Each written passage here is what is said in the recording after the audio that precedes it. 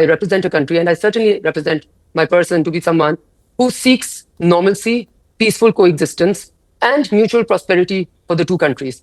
But if one country amongst the two believes that it has a unilateral strike to go outside of the realm of international law and unilaterally carry out strikes without even feeling the need to provide any evidence, and break one line before in Balakot strike, and then decide that it is now trying to set a new norm.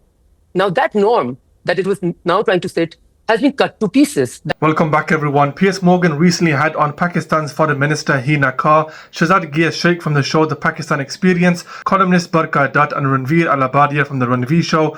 This debate really kicked off a lot of mixed opinions. Today we're going to go through in a bit more detail, hearing from both sides. Let's take a look. The two bases that were targeted by India were the headquarters of the Lashkar-e-Taiba and the Jaish-e-Mohammed. The Lashkar-e-Taiba is recognized as a terrorist group by the United Kingdom and the United States. Forget India. Since 2001, the UK has recognized the Lashkar-e-Taiba as a terrorist group.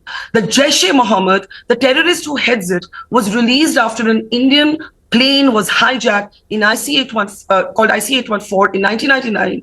And the terrorists who hijacked it demanded the release of this man who continues to enjoy impunity and freedom in Pakistan. That was the opening statement from Barkha Dutt, highlighting that the Indian army targeted areas linked to prescribed terrorist organizations. Of course, we're going to hear the response from Pakistan's foreign minister, but the only thing I need to add at this moment is Pakistan and the international community are yet to see any evidence of this. Zero evidence has been provided. As it stands, everything is speculation. Let's continue. I, for one, am a Pakistani who absolutely does not seek any hyphenation with India. Because we generally believe that Pakistan always seeks to be hyphened with India because Pakistan wants to be at par with India. We absolutely do not want to at all be hyphened with a country which feels that it can declare war, it can declare terrorists to exist somewhere and then go and launch strikes across international borders without getting any, first of all, without any providing any evidence, not to the country alone, but even to the international community, even to the United Nations, and feels that because it has said so, it no more operates within the realm of international law, within the realm of UN Charter. It operates as a unilateral striker, judge, jury, executor. So that was her response to Barkha Dutt, and in all fairness is an appropriate response. Countries are not and should not be allowed to declare war based on speculation alone.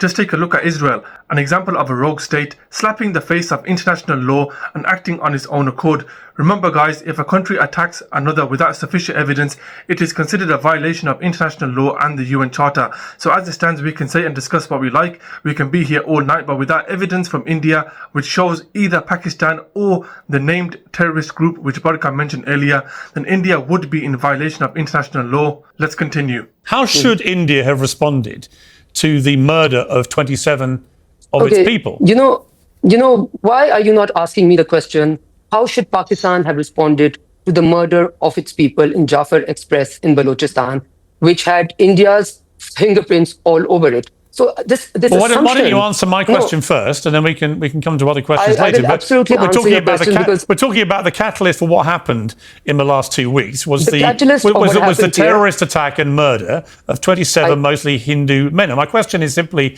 how should India have responded that you would have found acceptable? So I like your assumption that there is no equivalence between Pakistanis being murdered.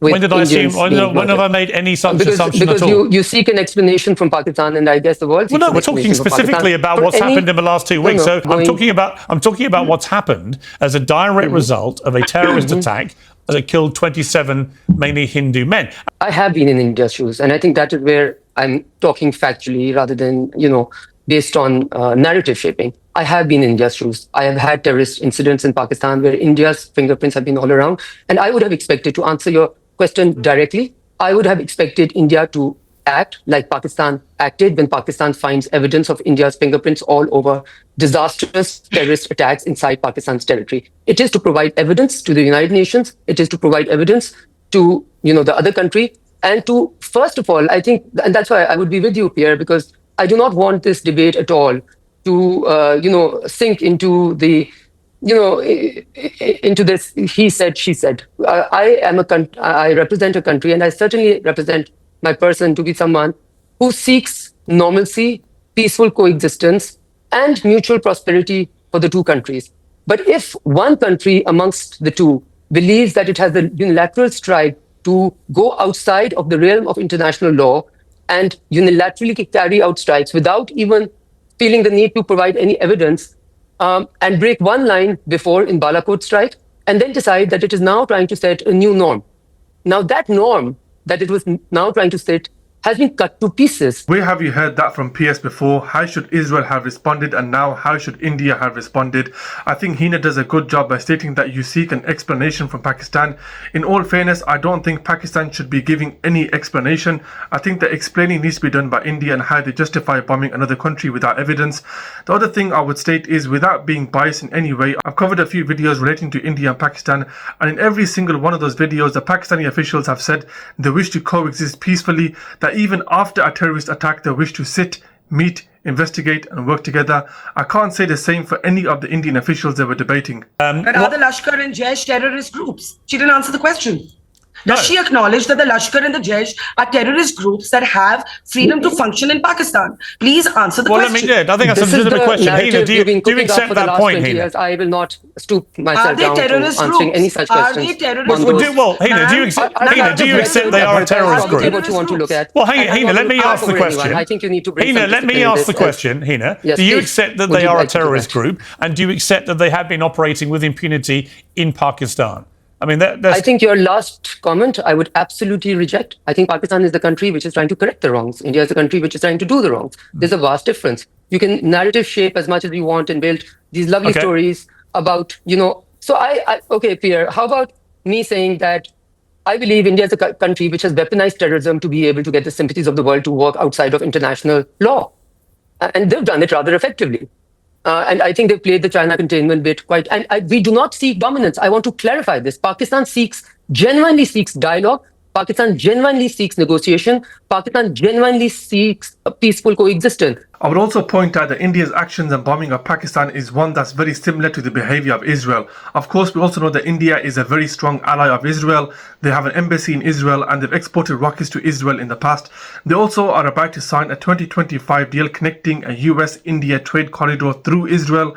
In my opinion, any country supporting a genocide or complicit in one needs to be very carefully investigated. Ranveer, my question for you would be that you posted something on Instagram, which I found very interesting, but you then deleted it seemingly after the backlash that it attracted. So for those who didn't see it, let me just remind people of what you said. Dear Pakistani brothers and sisters, I will get hate from many Indians for this, but it's important to be said, just like many Indians, I don't have hate in my heart for you. Many of us want peace as well. Whenever we meet Pakistanis, you invariably welcome us with love. Deleted it because the ceasefire was broken and Pakistan just gave us another reason to not trust the entire state once again.